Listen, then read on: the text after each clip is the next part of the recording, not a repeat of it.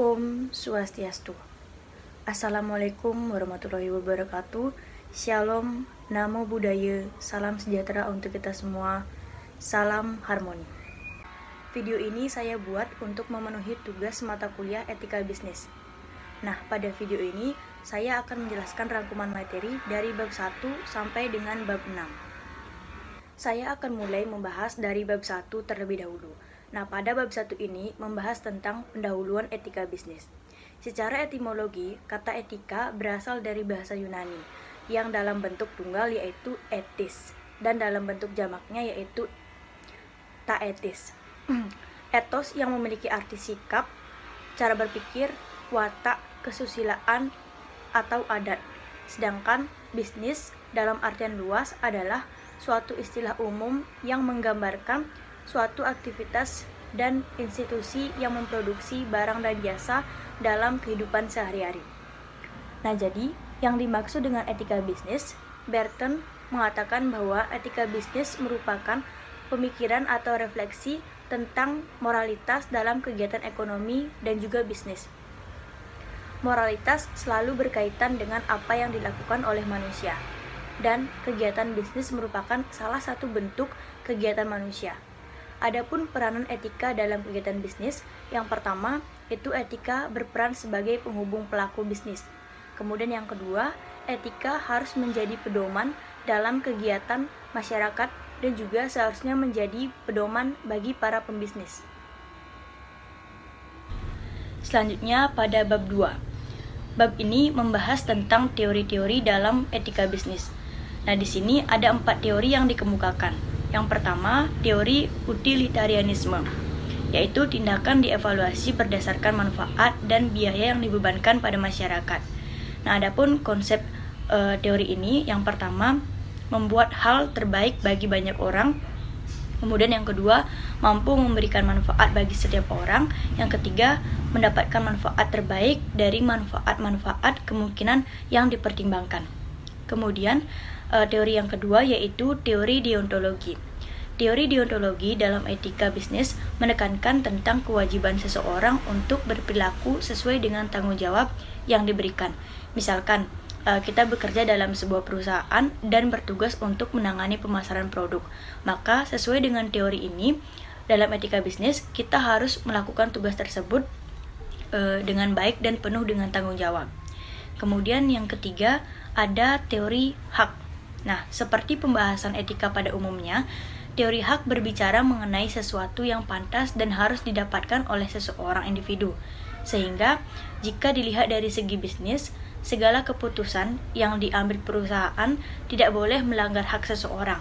Teori hak juga merupakan aspek dari teori deontologi. Dikatakan demikian karena hak dan kewajiban ini sangat berkaitan erat. Selain memikirkan hak yang dimiliki seseorang, juga perlu memikirkan kewajiban-kewajiban apa yang harus dipenuhi. Dan yang terakhir ada teori keutamaan. Nah, teori ini merupakan teori yang mempelajari keutamaan atau karakter utama yang dimiliki oleh manusia. Teori keutamaan ini menjadi teori pertama dalam etika bisnis, merujuk terkait pandangan bagaimana seseorang bersikap. Nah, adanya perilaku dan sikap yang baik seseorang berdampak pada tindakan selanjutnya, menciptakan watak dan karakter yang baik termasuk berkaitan dengan moral. Kemudian lanjut pada bab 3. Untuk bab ini membahas mengenai perilaku etis dan tidak etis dalam kehidupan sehari-hari. Nah, yang pertama itu ada toleransi, empati, dan sikap positif. Toleransi adalah sikap atau sikap manusia untuk saling menghormati dan menghargai perbedaan antar individu ataupun antar kelompok masyarakat. Kemudian empati, secara sederhana empati adalah ikut merasakan apa yang dirasakan orang lain. Contoh empati yaitu mendengarkan dan memperhatikan dengan seksama ketika seseorang berbicara kepada kita. Karakteristik seseorang yang memiliki sikap empati ini bisa dilihat dari kepedulian yang tinggi dan kebaikan terhadap orang lain. Kemudian yang ketiga, sikap positif adalah bentuk sikap dan pemahaman untuk melihat sisi baik dan berperilaku optimis dalam kehidupan sehari-hari. Nah, kemudian ada pun contoh perilaku tidak etis di dunia kerja. Yang pertama, mencuri ide bisnis, kemudian penipuan inti terpenting dari usaha atau bisnis, kemudian yang ketiga, melakukan teks secara acak, yang keempat, menggunakan foto produk orang lain, dan yang terakhir, tidak aktif dan tidak kreatif.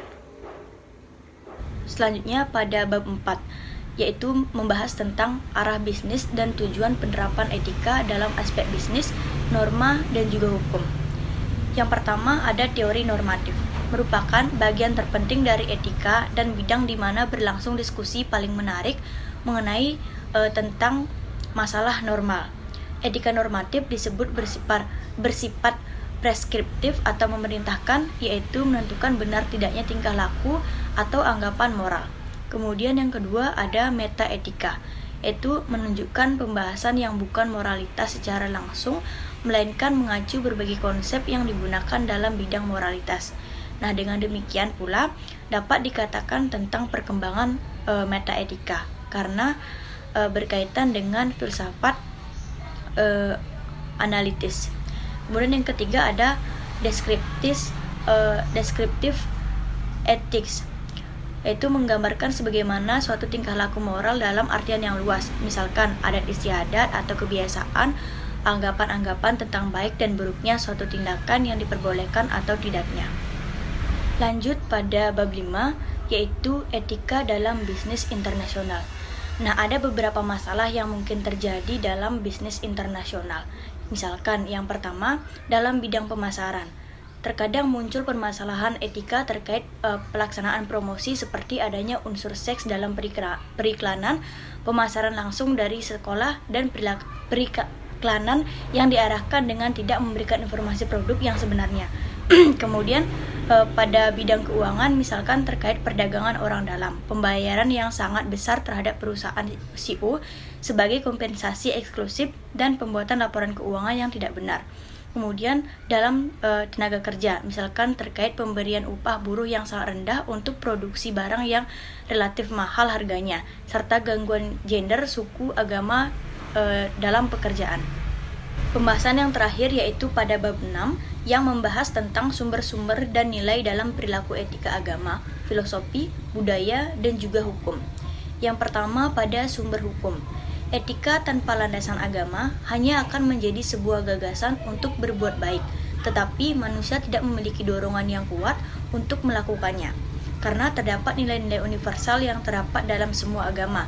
Contohnya, nilai kejujuran, keadilan, tanggung jawab, dan sebagainya. Kemudian yang kedua pada sumber filosofi. Nah, adapun perspektif filosofi, pemikirannya itu selalu bersifat non-empiris. Itulah yang menjadi ciri khas dari filsafat. Ciri ini juga tampak jelas pada etika. Etika tidak hanya membatasi diri pada segala sesuatu yang konkret, pada semua hal nyata yang dilakukan. Ia menekankan tentang apa yang boleh dan yang tidak boleh dilakukan, tentang mana yang baik dan mana yang buruk. Kemudian yang ketiga pada sumber budaya. Fungsi penting etika dalam definisi budaya berorganisasi. Yang pertama, sebagai penentu batas-batas perilaku. Kemudian yang kedua, menumbuhkan jati diri suatu organisasi dan para anggotanya. Kemudian yang ketiga, sebagai tali pengikat bagi seluruh anggota organisasi. Kemudian sebagai alat pengendali perilaku para anggota organisasi yang bersangkutan. Kemudian yang terakhir, sumber hukum.